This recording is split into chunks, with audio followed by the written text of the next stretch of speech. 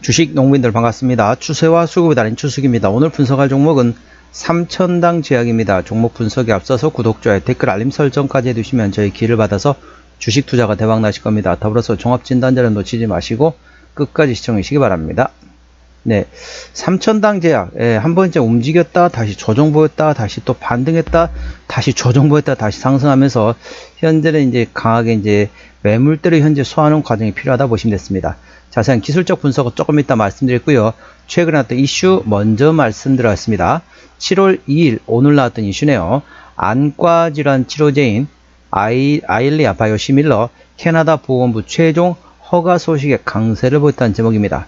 네, 참고적으로 자 눈으로는 더보기에 해시태그를 참고하시고요. 귀로는 제가 설명한 거를 들으시면 되겠습니다. 더보기 누르세요. 그러면은 보통 샵이라고 얘기하는 해시태그가 있습니다. 그 해시태그를 눈으로 보시면서 제 설명을 귀로 들으시면 조금 더 이해도가 빠르다는 점 참고하시기 바랍니다. 동사는 홈페이지 공지를 통해서 지난 6월 26일 자사의 아일리아 바이오시밀러인 BRN PFS가 캐나다 보건부로부터 최종 허가 났음을 파트너사를 통해서 통보받았고 밝혔다. 동사는 아일리아 바이오시밀러 수출 물량을 선적해 이달부터 해외 시장에서 처음 판매가 이루어질 예정이며 이러한 공지한 바 있다. 동사는 올해 하반기 한 개 국가가 수출할 아일리아 바이오시밀러 물량이 국내 연간 판매량 약 17만 개를 웃돌 것으로 예상하고 있다. 이와 관련 동사의 관계자는 나머지 지역들의 올해 수출 물량도 확정이 돼 제품 생산이 순차적으로 진행될 것이라고 밝혔다. 전반적으로 상당히 내용이 좋습니다. 자, 현재 시장에서는 아무래도 이제 트럼프발 관세 부과 정책이 이제 아직까지 계속 녹아있는 상태라고 보시면 되겠습니다. 어찌 보면은 불확실성이 되는 거죠. 제약 관련돼 가지고도 전 세계에서 가장 저렴한 제약이, 그러니까 약품이 미국으로 들어올 수 있게 조치를 취하겠다라고 하고 있습니다. 그래서 이제 전 세계적으로 그러니까 어떻습니까? 이제 관세 부과 정책을 좀 펼치겠다 그런 거죠. 그래서 미국 안에서 자체에서 생산하는 걸 상당히 저렴하게 만들고, 그다음 해외에서 들어온 거는 비싸게 만들면서 내수를 상당히 강화한다 보시면 됐습니다. 그래서 나중에 제약 관련된 모멘텀은 관련된 불확실성 어찌 보면은 해소가 된다고 볼 수 있겠습니다. 이제 이게 이제 악재가 노출되면 이제 더 이상 악재로서의 가치는 다 떨어진다고 보시면 됐습니다. 그래서 관련된 모멘텀이 오히려 나오면 그때는 강하게 상승할 수 있기 때문에 그 모멘텀 오히려 A 주시하시기 바랍니다.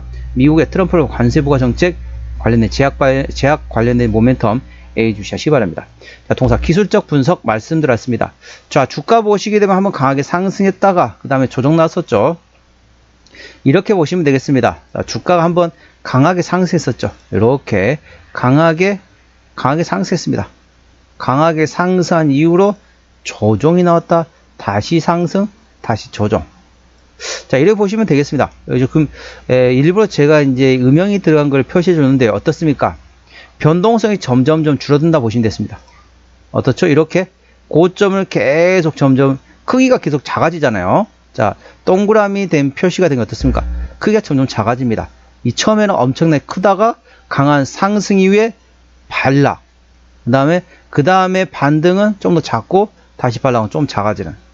이걸 흔히 뭐라고 얘기하냐면요. 주식 용어상으로는 현재 이걸 삼각수렴이라고 얘기하고 있습니다. 자, 고점은 위에서 누르는 힘과 저점 밑에서 위로 치받치려는 힘이 서로 충돌이 되는 게 바로 삼각수렴이 되겠습니다. 현재 주가 위치 어떻죠? 이렇게 점점 고점은 계속 내리고 저점은 계속 끌어올리면서 현재 삼각수렴 구간이기 때문에 위로든 밑으로든 방향만 설정되면 그 방향으로 큰 변동성이 발생될 수 있기 때문에 관련된 모멘텀 그래서 위로든 밑으로든 방향 설정되는 여부를 꼭 체크하시기 바랍니다. 현재관 저항대와 지지대 말씀드렸습니다. 오늘 5%대 상승하면서 15만 4,600원 정규시장에 마감됐습니다. 현재관 저항대하고 지지대 말씀드렸습니다. 1차 저항대는 16만원, 그 위에 17만 5천원, 18만 5천원, 19만 5천원, 20만 5천원. 자, 만원 단위로 해가지고 5천원 단위 끊어지네요. 그렇기 때문에 관련돼가지고 저항대 참고하시고요. 현재관 지지대 같은 경우는 차지지지 대 14만원, 그 밑에 13만원, 12만원, 11만원. 역시 만원대로 끊어지고 있습니다.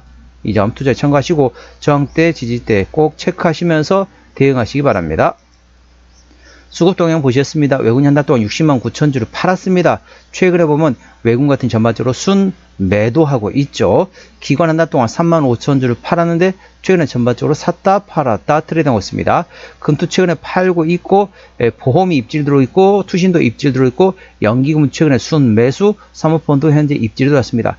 참고적으로 동사 같은 경우는 기관이 현대라고 있습니다. 그렇기 때문에 현재 연기금의 수급 동향을 A 주시하시고요. 그 다음에 보험, 투신, 사모펀드가 최근에 입질이 들어왔기 때문에 입질 이후에 계속 순매수 유지되는지 A 주시하시기 바랍니다.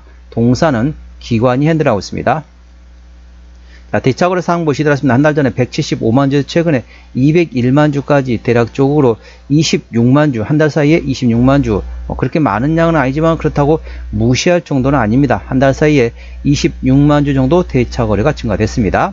공매도 같은 경우는 최근에 10% 이상 났던 날이 하루밖에 없습니다. 그래서 아직까지는 공매도가 그렇게 공격적으로 들어오지 않고 있는 상태이고, 더불어서 대차거래는 거의 안 들어오기 때문에 관련돼 가지고 대차거래 공매도는 그렇게 크게 신경은 아직까지는 쓰실 필요가 없습니다.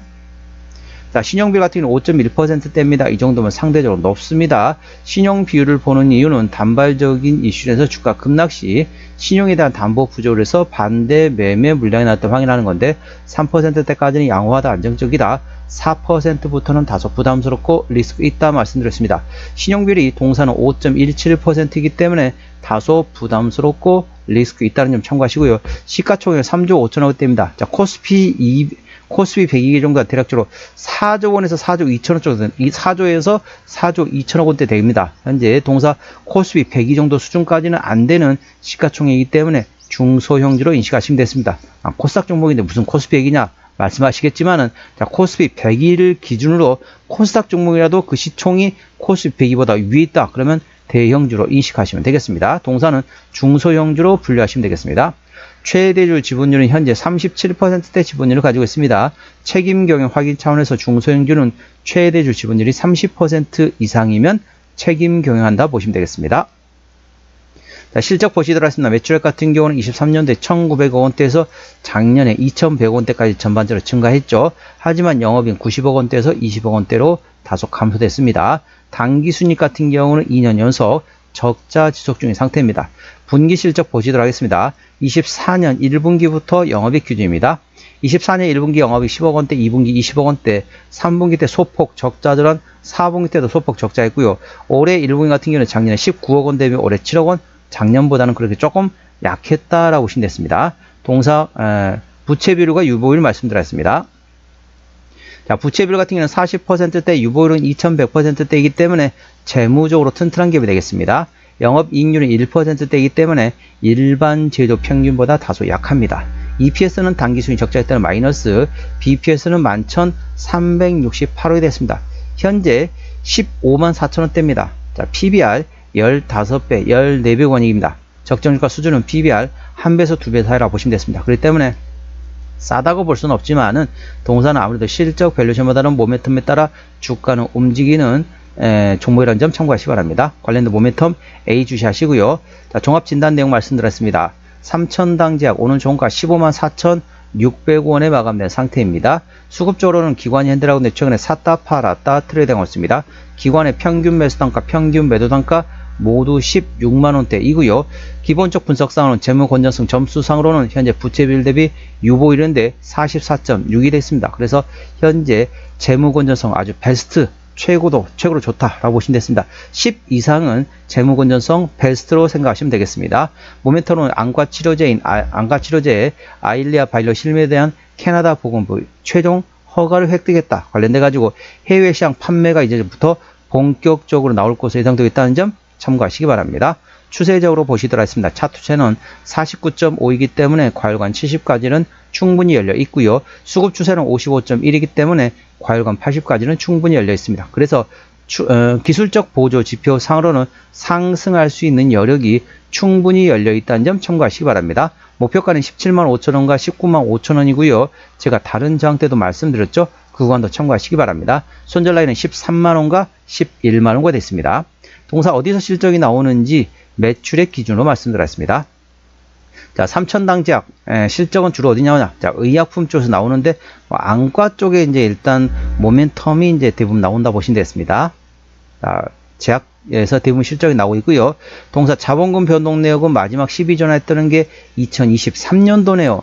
올해가 2025년도니까 매물은 다 소화되었다라고 보시면 되겠고요. 부채비율 40%대, 유보율은 2100%대이기 때문에 재무적으로 튼튼한 기업이라서 추가적인 유상증자 가능성은 거의 없다. 그 점에 대해서는 안심하셔도 되겠습니다. 관계사 및 연결대상 회사 같은 경우는 옵투스 제약이 있죠. 의약품 제조하는 자회사, 그리고 나머지 금융투자업과 수출품목 인증 승인과 의약품 도매업, 그 다음에 관련된 수출 관련된 자회사가 있다고 보시면 되겠습니다. 현재 미국, 일본 등의 현재 자회사가 있다고 보시면 됐습니다. 자, 오늘은 삼천당 제약 종목 진단했습니다. 구독자의 댓글 알림 설정까지 해두시면 저희 기운을 받아서 주식 투자가 대박 나실 겁니다. 더불어서 많은 관심과 격려 부탁드립니다. 이상 추세와 수급의 달인 추수겠습니다.